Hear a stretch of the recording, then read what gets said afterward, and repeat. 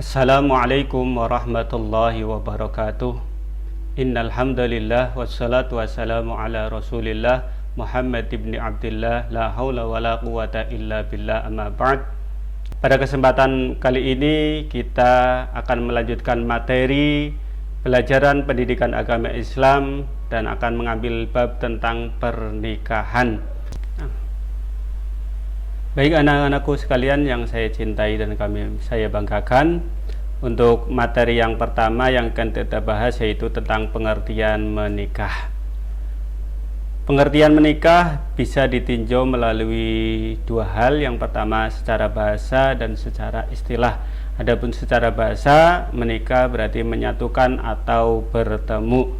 Sedangkan pengertian menikah secara istilah yaitu suatu ikatan lahir batin antara seorang laki-laki dan perempuan untuk hidup bersama dalam suatu rumah tangga melalui akad yang dilakukan menurut hukum syariat Islam. Baiklah, untuk yang akan kita bahas adalah tentang dasar pernikahan. Untuk dasar pernikahan tersebut bisa kita dapati dalam firman Allah Subhanahu wa taala, yaitu dalam surat Ar-Rum ayat 21. Kemudian ada juga hadis yang diriwayatkan oleh Imam Bukhari, Muslim dan Imam Tirmidzi dan lainnya. Kemudian Undang-Undang Nomor 1 Tahun 1974 tentang perkawinan. Dasar pernikahan yang pertama yaitu surat Ar-Rum ayat 21 yang berbunyi, A'udzu billahi minasyaitonir rajim. Bismillahirrahmanirrahim. Wa min ayatihi an khalaqa lakum min anfusikum أزواجا لتسكنوا إليها وجعل بينكم مودة ورحمة إن في ذلك لآيات لقوم يتفكرون. Shadaqallahul azim, yang artinya, dan di antara tanda-tanda kebesarannya ialah Dia menciptakan pasangan-pasangan untukmu dari jenismu sendiri agar kamu cenderung dan merasa tentram kepadanya, dan Dia menjadikan di antaramu rasa kasih dan sayang. Sungguh pada yang demikian itu benar-benar terdapat tanda-tanda kebesaran Allah bagi kaum yang berfikir. Dalil selanjutnya yaitu kita dapati dalam sebuah hadis yang diriwayatkan oleh Imam Bukhari, Muslim, Tirmidzi dan lainnya yang berbunyi, Ya ma'syarasy syabab man istata'a minkumul ba'ata falyatazawwaj fa innahu aghaddu lil basari wa ahsanu lil farji wa man lam yastati' fa 'alaihi bis-shaum fa innahu lahu wijaun. Yang artinya, wahai para pemuda, barang siapa di antara kalian berkemampuan untuk menikah, maka menikahlah, karena nikah itu lebih menundukkan pandangan dan lebih membentengi farji atau kemaluan. Dan barang siapa yang tidak mampu, maka hendaklah ia saum atau berpuasa, karena berpuasa itu dapat membentengi dirinya. Hadis riwayat Bukhari, Muslim, Tirmidzi dan lainnya. Sedangkan untuk undang-undang pernikahan yang berlaku di negara Indonesia yaitu Undang-Undang Nomor 1 Tahun 1974 tentang perkawinan. Karena kita sebagai bangsa Indonesia tentu harus mentaati undang-undang yang berlaku di negara Indonesia. Baik anak-anakku sekalian, untuk selanjutnya kita akan mempelajari tentang rukun dan syarat nikah.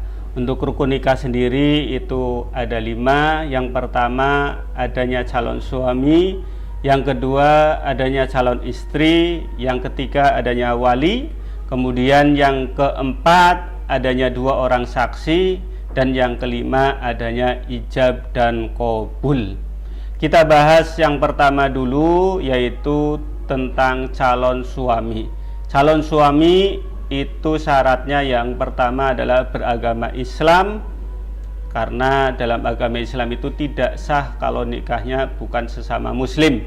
Yang kedua atas kehendak sendiri tanpa ada paksaan. Yang ketiga bukan muhrim, artinya orang lain, ya artinya bukan orang yang masih punya hubungan darah. Yang keempat, tidak sedang melaksanakan ihram haji. Rukun yang kedua yaitu calon istri, syaratnya yaitu beragama Islam. Yang kedua, tidak terpaksa. Ketiga, bukan muhrim. Yang keempat, tidak bersuami. Yang kelima, tidak sedang dalam masa idah. Dan yang keenam, tidak sedang ihram haji atau umroh. Kemudian rukun yang ketiga yaitu adanya wali.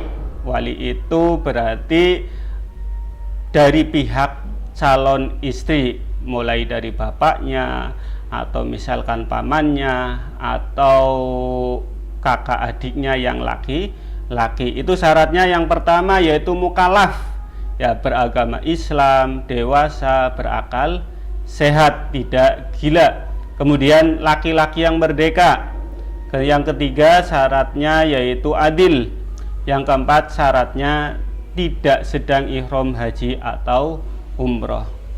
Untuk rukun yang keempat yaitu adanya 2 orang saksi.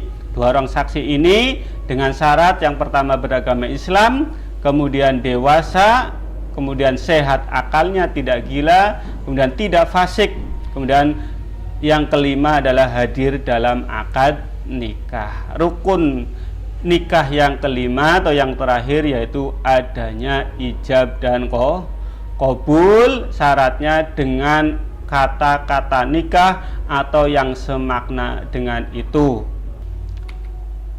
Baik anak-anakku sekalian, selanjutnya kita akan mempelajari tentang kewajiban suami dan istri. Apa saja kewajiban suami, apa saja kewajiban istri. Yang pertama sebagai suami, jadi setelah menikah itu yang tadinya bebas-bebas saja mungkin, ya itu kemudian setelah menikah menjadi suami. Nah, disitulah seorang suami mempunyai kewajiban. Yang pertama kewajibannya adalah memberi nafkah, baik nafkah lahir maupun batin. Kemudian memberikan pakaian dan tempat tinggal kepada istri dan anak-anaknya sesuai dengan kemampuan yang diusahakan. Jadi perlu dicatat di sini memberi nafkah, pakaian dan tempat tinggal kepada istri dan anak-anak sesuai dengan kemampuan suami, bukan sesuai dengan keinginan istri. Tentunya kalau sesuai keinginan istri nanti pengennya yang rumah yang mewah, pakaian yang mahal dan lain sebagainya. Kemudian kewajiban yang suami yang kedua yaitu menyayangi, menghargai, memperhatikan istri dan anak-anaknya. Kemudian kewajiban yang ketiga adalah memimpin keluarga. Kewajiban yang keempat bagi suami adalah membantu istri dalam tugas sehari-hari, terutama dalam mengasuh dan mendidik anak-anaknya agar menjadi anak soleh. Kewajiban seorang istri yang pertama yaitu patuh dan taat pada suami dalam batas yang sesuai dengan ajaran Islam. Yang kedua, kewajiban istri adalah memelihara dan menjaga kehormatan diri dan keluarga serta harta benda suami. Kewajiban yang ketiga yaitu mengatur rumah tangga dengan baik sesuai dengan fungsi ibu sebagai kepala rumah tangga. Kewajiban yang keempat, memelihara dan mendidik anak terutama pendidikan agama.